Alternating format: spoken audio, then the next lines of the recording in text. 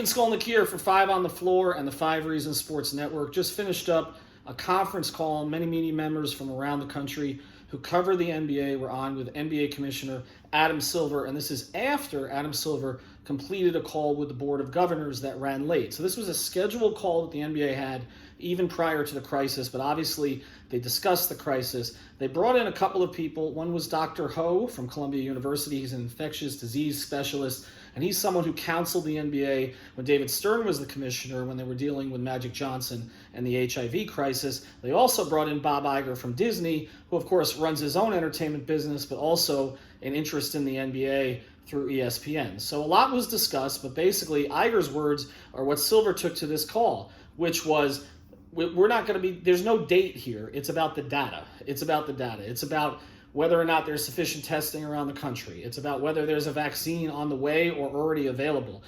It's just about safety for the players, for the fans, who I don't believe, he didn't say this, but I don't believe there's going to be fans in the stands if the season resumes. But it's about all of these safety factors first. But at the same time, the good news today, although Adam Silver didn't announce a return, was he also didn't say there was a drop-dead date at this point.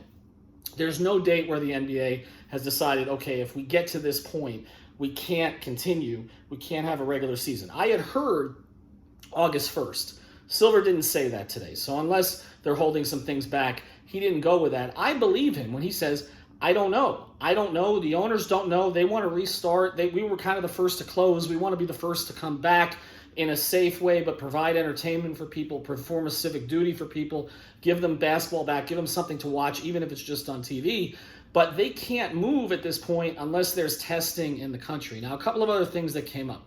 What would it look like, right? Well, he didn't rule out a regular season, but he also said the regular season would look very different.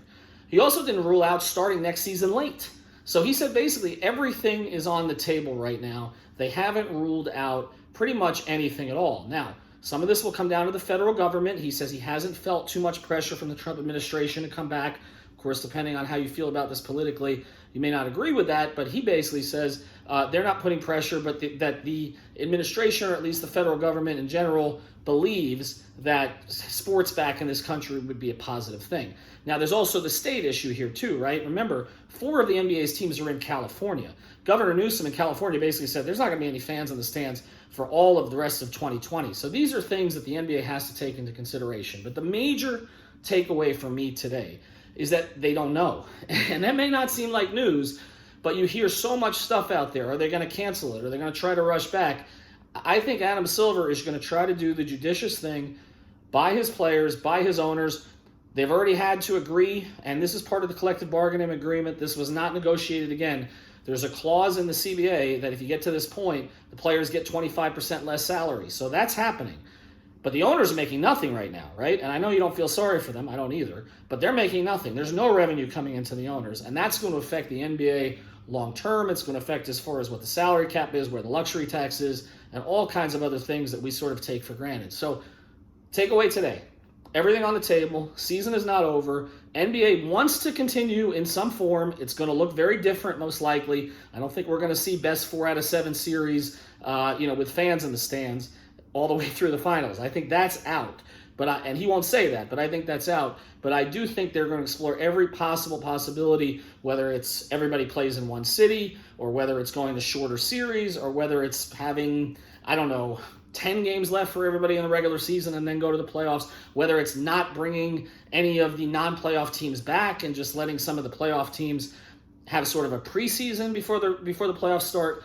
They could do just about anything, which I guess is the new reality in the coronavirus America at this stage. Follow more at Five on the Floor. We'll continue to produce episodes because we know you want basketball, even if it's not current basketball. We've got episodes coming up with Eric Reed and with Shane Battier. You're going to hear both of those over the next week.